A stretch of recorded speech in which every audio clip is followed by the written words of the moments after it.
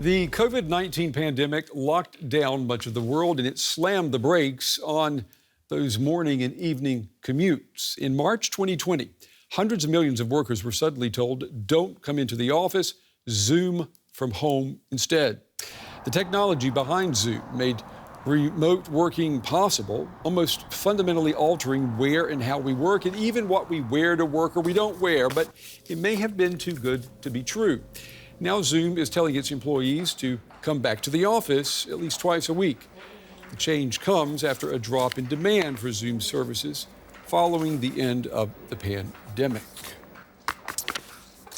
Zoom, no Zoom. Let's bring in Dion Hinchcliffe. He's vice president at Constellation Research. That's a technology research and advisory firm that's based in Silicon Valley. Dion, it's good to have you with us. What are we to make of this? Are we looking at a case of Zoom fatigue here? Well, certainly that's a little bit of it, but Zoom certainly ushered in the remote work revolution, made it very possible for people to work remotely. But they've also been under a lot of pressure by competition. So Microsoft with Teams and other providers have jumped into the fray, and frankly, they need every edge they can get. And executives believe that people in the office are still most productive, even though the data doesn't always say that.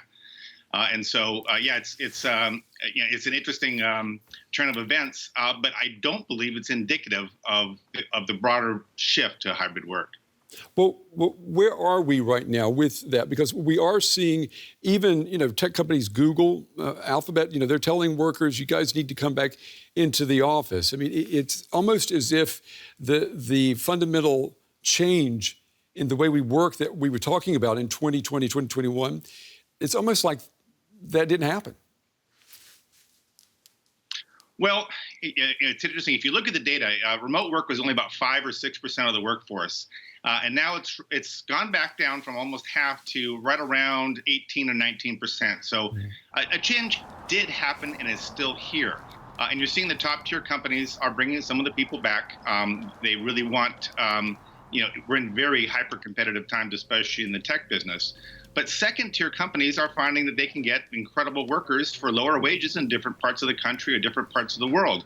And I hear from large Fortune 500 companies, Global 2000 firms, just saying, I can get a broader, more diverse set of talent this way if I'm willing to accept that not everyone's going to come into the office every day. So we see this whole spectrum of companies that have gotten rid of their facilities entirely. There's large companies that actually have done that, and then there is a shift back, especially in hyper-competitive industries where executives believe that workers are more productive, even though workers really crave that flexibility. And some of the data says that they are more productive when they have a choice to where to work. And what we are seeing definitely more pushback against coming back to work than we would have seen, 3 years ago. Can we credit that Absolutely. to what Zoom made possible? I mean, in the United States in particular, you hear people now all the time talking about this work-life balance and wanting to have a healthy balance. 3-4 years ago, no one talked about that. Well, and I think what we're seeing is there is some splitting of the difference in that a lot of companies are adopting a Tuesday and Thursday, you must come into the office, or pick any 2 days of the week, come in. And so they're giving workers that flexibility, and especially, certain demographics, especially women who have a lot of responsibilities outside the workplace for caregiving and healthcare and things like that. They're the ones that have been unfairly penalized, and the data shows that they were dramatically impacted compared to other demographics. And so I think it's really important for companies not to go all the way back, and we're seeing that there is, a lot of flexibility is staying, much more than we had before 2020. But yes, there's certainly a push in certain quarters to go back to the office, but it's not going back. It's never going to go back to the way it was. And have we created maybe a haves and have-nots workforce? Because the essential workers that we talk about, people who work in the grocery stores, people who work in the post office, mail delivery and all of that, these people, they can't work from home. They have to physically go to where the work is carried out. That is not going to change. They haven't benefited from any of this. The they're going to benefit, I believe, from some of the more flexible policies that we see. But you're absolutely right. This is very much a story of equity and inclusion, and remote workers are never going to be as included as on-site workers. And the on-site workers who have to be there, the healthcare workers, the frontline workers, those also are losing out to automation in many cases. So really, the message is a lot of, if you really want a long-term career, you have to start looking at maybe not so many frontline roles. More and more of those are in the active process of being automated, from fast food to healthcare and more. And we're really looking at a world where more decentralization is really going to be the trend. But what's amazing is executive leaders don't believe that. The data clearly shows that.